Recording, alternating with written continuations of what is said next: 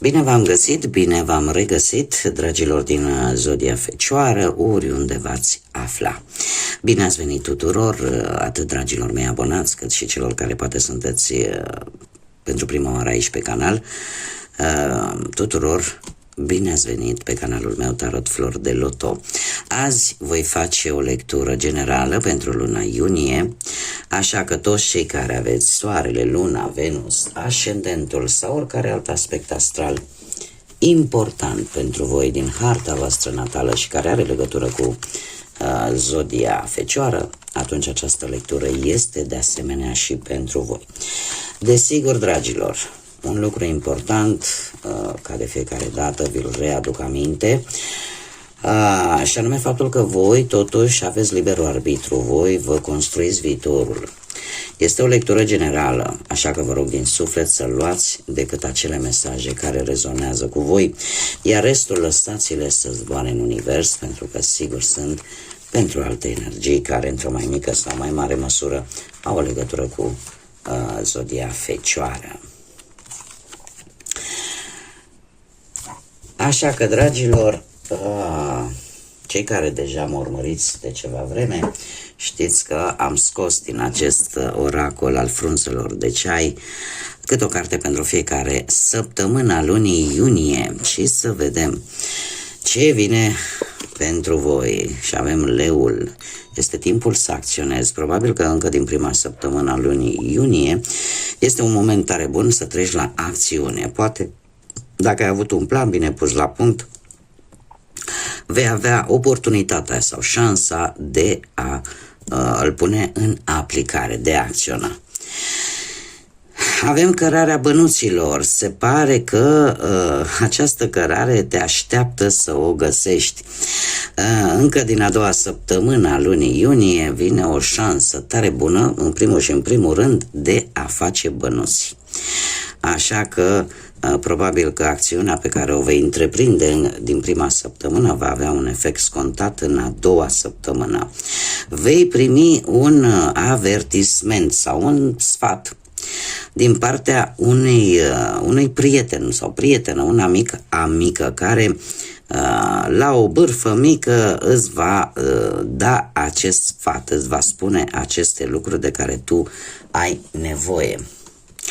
Și ce să vezi, nu se putea mai bine, sfârșitul lui iunie pentru voi vine într-adevăr cu intrări de bănuți, dragilor, sau acest peștișor auriu vine și cu o creștere spirituală importantă, care pentru voi va fi ceva pozitiv, va fi de bun augur.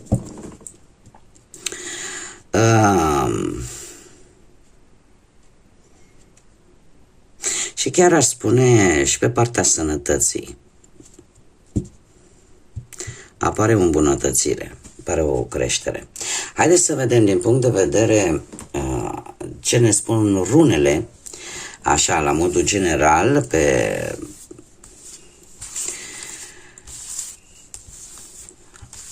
pe partea asta a lunii iunie, cu ce vine. Sunt mai puține și ca să fie mai ușor, am ales să fac în felul acesta alegerea cărților. Haideți să vedem. Dragilor, se pare că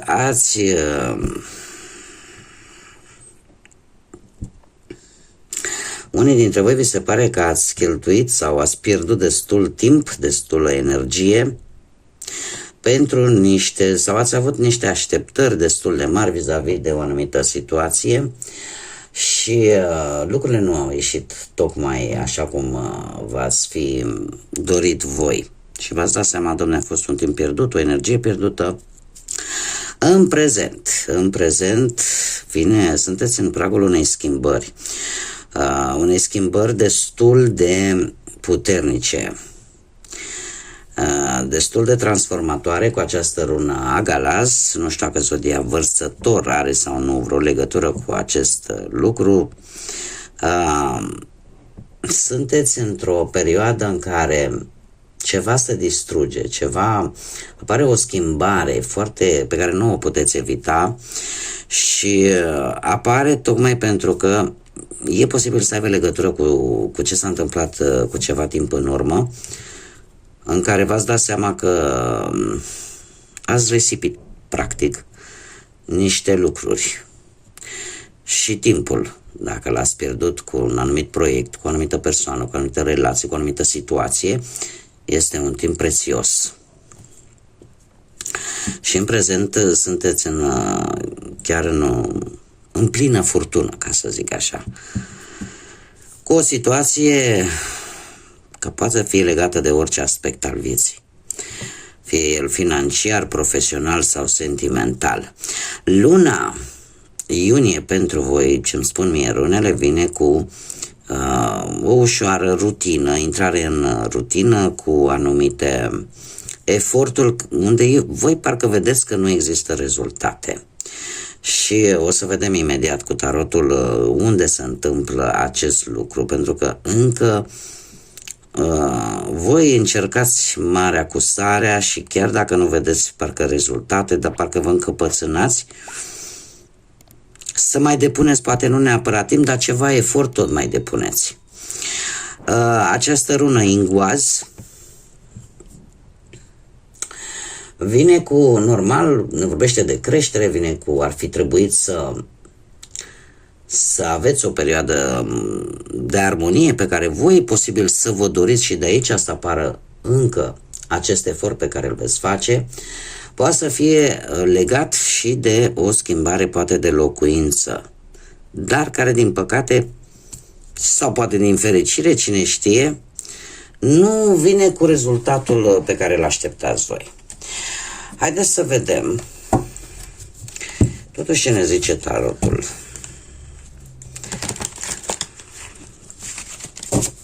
Ce vine pentru dragii mei din Fecioară sau cu conexiuni importante cu această zodie în luna iunie. Să vedem.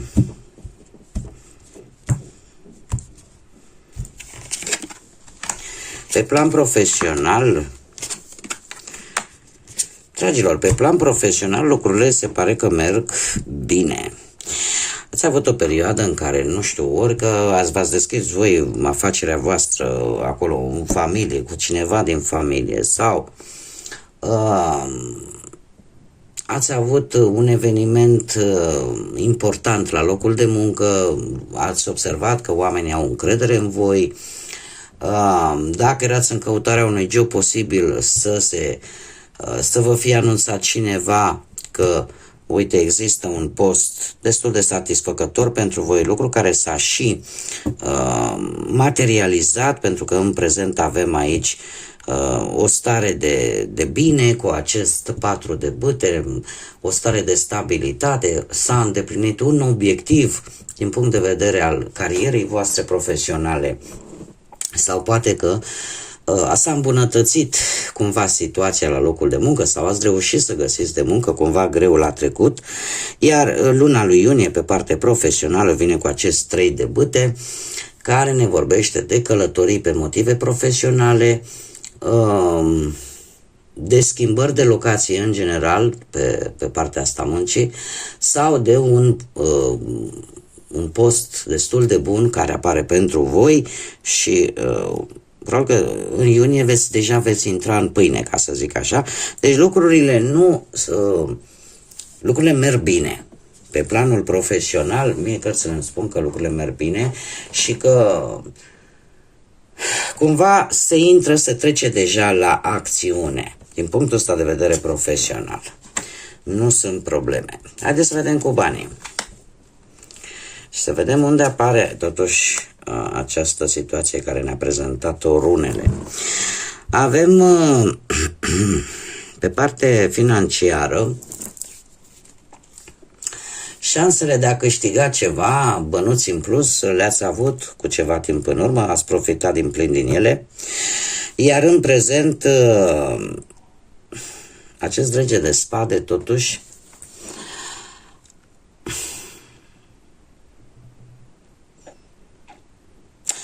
Dragilor, există o situație financiară care, într-un fel sau altul, necesită atenția voastră. Cumva, mai ales dacă sunt ceva probleme cu banii, voi deja știți lucrul ăsta și înțelegeți într-o manieră foarte bună situația respectivă și e posibil să, chiar în acest moment, să luați legătura cu vreun specialist în domeniul ăsta financiar. Să încercați să vă faceți așa un plan de redresare financiară. Nu știu dacă zodiile de aer vă spun ceva, Gemeni, Balanță, Vărsător, dar se pare că dați dovadă de multă inteligență, de mult intelect și sunteți foarte serioși și încercați să abordați problema cu foarte mare tact, cu, cum să spun eu, într-o manieră destul de autoritară, aș spune, în ceea ce privește bănuții și în ceea ce privește această situație în particular. Luna lui iunie vine cu o decizie importantă relaționată cu banii, care poate să vă aducă anumite, deci în urma deciziei voastre, care este importantă, pot apărea anumite beneficii temporare. Da? Adică nu ceva pe termen lung. Poate reușiți, domne, uite, să obțin, dau un exemplu așa care îmi vine mie acum în minte ca să mă fac înțeleasă de către toți. Reușiți, nu știu, să obțineți unii dintre voi anumite bonusuri, dar care vin pe timp limitat. Da? Deci nu vin para siempre, vin așa pe o anumită perioadă de timp, 2, 3 luni, 5 luni, 6 luni. Dar știți cum e, cum spun spaniolii, algo es algo, deci ceva e ceva, de nu e ca și cum n-ar fi. Și eu aș spune că într-un fel sau altul se va găsi oarecum o soluție, chiar dacă este temporară și nu este de durată. Așa că luna iunie pentru voi, dragilor, pe plan financiar, să zicem că lucrurile vor fi sub control. Și din câte vedem aici, bănuții vin către voi și ar fi undeva chiar din a doua săptămână din iunie. Avem pe plan sentimental, cei care sunteți într-o pereche, nu știu dacă zodiile de alte zodii de pământ în afară de voi sau zodiile de foc au vreo legătură cu voi. Mai precis avem deci Taur, Fecioară ca și voi sau Capricorn, sau avem Berbec, Leu, Săgetător. Ce avem noi aici? Acest cavaler de monede îmi vorbește ori de o energie de pământ, la fel ca și voi. Acest cavaler de monede vine cu, cum să spun eu, cu multă răbdare. Cumva unii dintre voi simțiți voi așa că cumva trebuie să lucrați împreună poate la un proiect sau să lucrați împreună ca și asta s-a întâmplat cu ceva timp în urmă. V-ați dat seama că relația trebuie hrănită, că în relație nu trebuie să fie decât unul implicat, trebuie să fie amândoi. Și lucrul ăsta pentru ceva ce voi v-ați dorit. Și lucrul ăsta se pare că în prezent e posibil să aibă mari șanse să se concretizeze. Apar primele semne. Nu știu, poate v-ați dorit un copilaș și ați muncit împreună, cum este logic și firesc, ca acest lucru poate să se întâmple și deja în acest moment, cu acest 7 de monede, cumva apare primul semn, da? Că munca voastră începe să dea roadă, doar că trebuie să mai aveți un pic de răbdare până ajungeți la punctul culminant, ca să zic așa. Dacă nu vorbim neapărat de un copil, putem vorbi de orice aspect al relației în care s-a depus efort din ambele părți. Și deja îmbunătățirile încep să se vadă. Luna iunie vine cu această regină de bâte. Dragilor, regina de bâte se pare că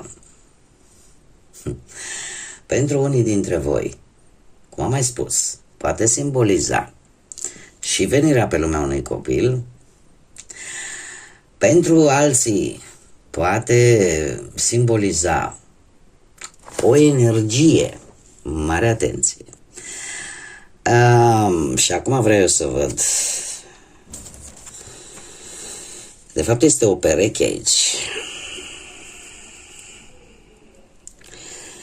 O energie care poate fi benefică pentru voi prin implicarea unor personaje. Eu aș zice zodia berbec în principal, dar poate fi eleu sau săgetător, dar este cineva autoritar, este cineva de multe ori obsesionat de a atrage atenția, chiar dacă totuși e o persoană energică, o persoană dominantă, care îi place așa să fie un pic în centru atenției și în momentul în care primește un nu ca și răspuns, nu e tocmai ce se aștepta să primească. Este cineva care, cum am mai spus, poate să fie reprezentat de o mamă, de o soacră, de o prietenă. Și de asemenea mi-mi pare și energia o energie masculină care poate să fie reprezentat de un tată socru, da? Deci avem parte maternă și parte paternă, care într-un fel sau altul, mie ce mi arată cărțile până aici, este că au, cum să spun, vin cu o energie destul de benefică pentru voi ca și relație, cumva. Acum, ce ar mai putea să fie faptul că voi sunteți mai luna lui iunie, dacă nu e acest lucru, aceste mesaje nu vă regăsiți, mai am o variantă pe care cărțile mi-o dă, dar voi nu sunteți aici să-mi confirmați ca să știu pe ce potecă o iau și atunci eu vă dau toate variantele pe care mi le arată cărțile. Luna iunie pentru voi, dragilor, va fi o lună plină de multă intimitate, de multă atracție fizică, de multă pasiune, de multă energie, așa că eu cred că relația voastră se bazează în primul și în primul rând pe această chimie dintre voi și pe bani, trebuie să o spun. Trebuie să o spun, că n-am cum, că mi-apare aici. Dar lucrurile vor merge bine pentru cei care sunteți într-o relație deja închegată. Și proiectul pe care voi vi l-ați propus, vi l-ați planificat, se apropie să fie de finalizarea lui. Cei care sunteți singuri, viața voastră sentimentală, dragilor, vine de curând, probabil că ați redescoperit iubirea, ca să zic așa. Ați încercat așa un început de relație cu acest as de cupe. A fost ceva foarte intens, cu sentimente puternice. Pur și simplu ați simțit că aveți parte de un nou început pe partea asta sentimentală. Nu știu dacă zodiile de foc, încă o dată, berbecele săgetător, vă spun ceva. În prezent acest rege de bâte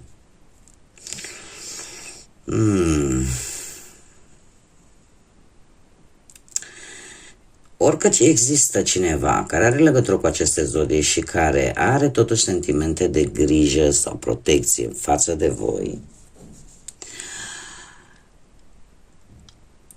sau voi ați considerat că ar avea aceste sentimente, pentru că luna lui iunie, dragilor, nu știu dacă ceea ce voi simțiți vis-a-vis de această persoană, pe cine a spus voi ochii, e posibil ca această persoană să îți corespundă sau nu. Și atunci, știți cum e cu pierdutul timpului. Și eu cred că aici au făcut referire runele.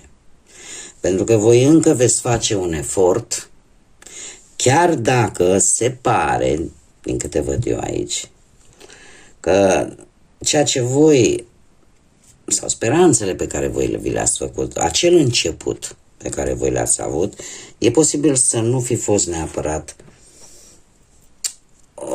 o atracție sentimentală, cu emoții, cu iubire, să fi fost decât ceva pur pasional și cam atât. Pentru că din câte văd eu aici, voi vă veți da seama că la un moment dat că se pierde un timp prețios. Se pierde un timp prețios, un efort pe care voi îl faceți vis-a-vis de o persoană care nu, cum să spun eu, nu vă transmite aceleași lucruri pe care le transmiteți voi. Da, exact ca și cum mai spune, dom'le, am pus ochii pe cineva, dar care parcă nu arată niciun fel de interes vis-a-vis de mine. Indiferent ce aș face eu, cât aș investi timp, energie, cumva parcă nu-mi corespunde. Și în iunie vă veți da seama de acest lucru. Dar, din câte am văzut aici, totuși, chiar dacă nu o să mai pierdeți timpul, totuși, parcă nu vă vine să renunțați. Mai depuneți un pic de efort de-a lungul lui iunie. Ia, haideți să vedem. Nu, dragilor, vă îmbătați cu apă rece. Pentru că e un 7 de cupe și 7 de cupe ne vorbește de situații de-astea, iluzii. Iluzii înșelătoare. Trebuie să aveți mare grijă. Dacă nu vă corespunde și dacă vedeți că nu e ceea ce, nu se îndeplinesc niciun fel de așteptări pe care voi le aveți vis-a-vis de această persoană, mie cărțile îmi spun că trebuie să deschideți ochii și trebuie să reveniți la realitate, pentru că pot apărea anumite repercursiuni și asta pe o perioadă lungă de timp. Poate că nu e tocmai ceea ce trebuie, probabil că. Mie asta mi arată cărțile. Bun, haideți să mergem mai departe, nu trebuie să fiți dezamăgiți. Haideți să vedem, timpul nostru este prețios și dacă îl cheltuim cu persoane care nu ne corespund, nu e bine, nu? Un mesaj sau o situație necunoscută care poate apărea de-a lungul lunii iunie pentru voi, dragilor din Fecioară, sau cu orice altă conexiune din această zodie, vântul destinului. Și ne spune așa: mișcă-te cu acest vânt pentru a vedea și a descoperi cele mai mari posibilități. Cumva, aș face o analogie acum. Dragilor, destinul, liberul arbitru, care ne este lăsat de când ne naștem, karma, sunt criterii importante care ne coordonează viața. Sunt momente în viață în care, într-adevăr, destinul are un cuvânt de spus.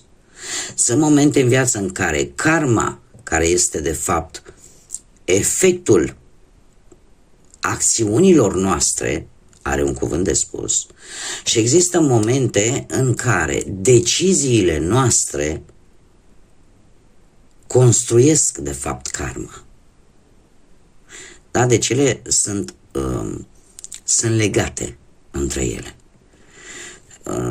Una e când ai un anumit destin, dar acest destin tu ți-l construiești, da? E ca și cum ai zice: domne, vreau să ajung la Constanța, dar pe unde o iau? Păi o iau direct pe Bărăgan sau mă duc pe la munte? Adică depinde drumul pe care noi vrem să-l luăm ca să ajungem la Constanța. Este un exemplu banal, dar tocmai pentru că vreau să mă fac înțeleasă, că tot am primit un mesaj foarte ciudat, lung, nu-l mai dezbat aici, dar cel puțin așa văd eu lucrurile din tot ce am citit, din tot ce m-am documentat, pentru că nu e simplu.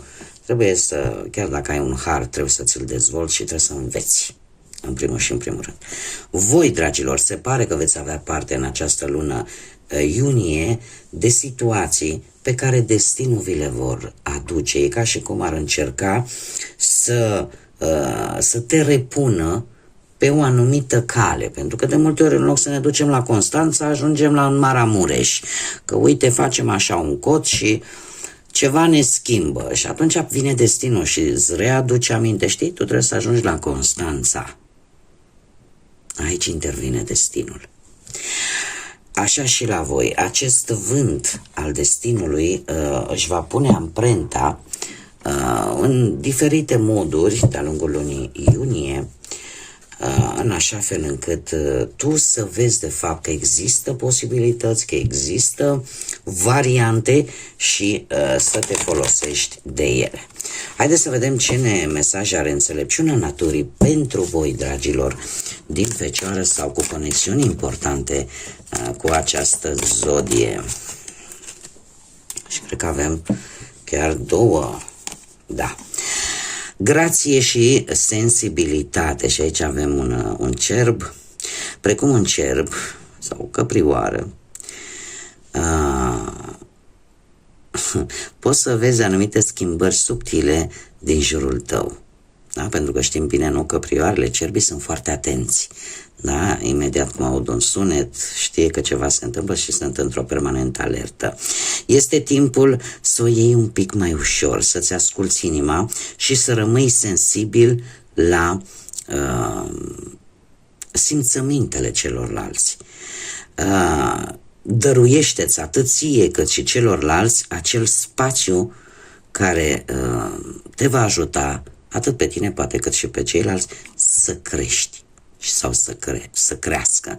Este de fapt un îndemn de a nu mai lua lucrurile în piept, de a nu mai lua lucrurile sau a nu mai fi atent chiar la orice detaliu. Se știe, voi sunteți nu că atenți la detalii, sunteți maestrii detaliilor. Și lucrul ăsta obosește, lucrul ăsta te consumă, poate fără să-ți dai seama. Și este momentul să o lăsați un pic mai ușor, să nu vă mai grăbiți, să luați o pauză, de fapt. Da? Să luați o pauză și să aveți mai multă grijă de voi, de ce își dorește sufletul vostru.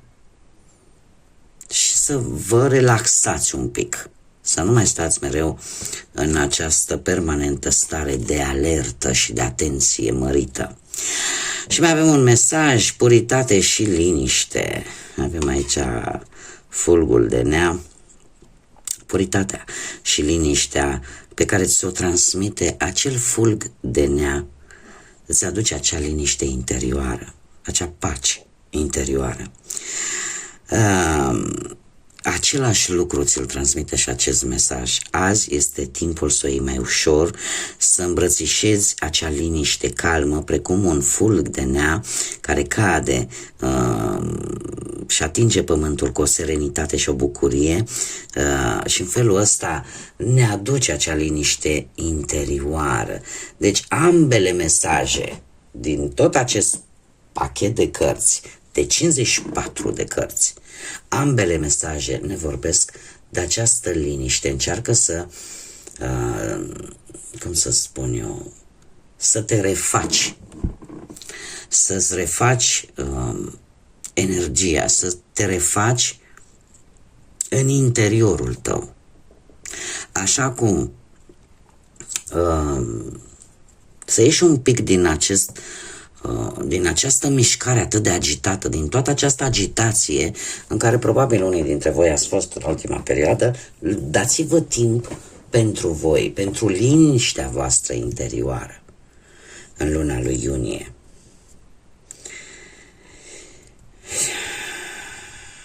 Pentru că oricum ceea ce trebuie să vină va veni și e nevoie câteodată și de o pauză bine meritată, zic eu. Bun, dragii mei, Cam atât am avut pentru voi. Eu vă mulțumesc pentru atenție, vă mulțumesc pentru aportul pe care vi-l aduceți de fiecare dată prin intermediul like-urilor, distribuirilor și comentariilor, prin intermediul, desigur, al celor care se abonează. Vă doresc ca luna iunie să vă aducă această liniște interioară, să vă facă să vă recuperați, să vă regăsiți pe voi și să mergeți înainte, să vă reîncărcați bateriile, iar până data viitoare când ne vom reîntâlni, eu vă doresc tot binele din lume, să aveți parte de multă înțelepciune, de multă liniște și pace interioară și, desigur, să fiți iubiți, dragilor.